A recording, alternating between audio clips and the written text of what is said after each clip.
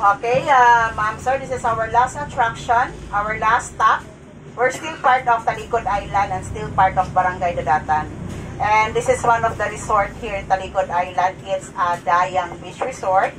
It's owned by Ilinita Odhain. So if you're planning to stay for overnight, you can ask in the receiving area for more information.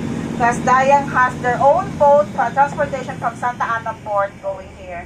And kanang mga close cottages na dapat dito, depende, good for 2, na sila good for 5, na good for big groups, na po sila, mga cater sila. So, inquire lang mo din ha, sila hanggang ng White House nila. Okay, then, na sila fresh buko, coconut diri, 3 for 100. Okay, then pwede ta maligo pa diri, both sides sa tuang bangka, and then pwede mo magbaba dito sa shoreline, pwede mo mag-abot dito.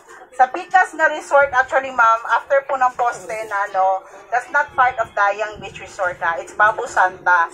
So, Babu Santa, it's owned by Mr. Bangayan, the owner of Camp Holiday. When you went in Samal, the first resort, ganyan makita Camp Holiday and also the barge. Kanang ginasakyan patabok. And Holiday Taxi, Lodging Inn of Davao, isa na nga bagiyan ni Bangayan.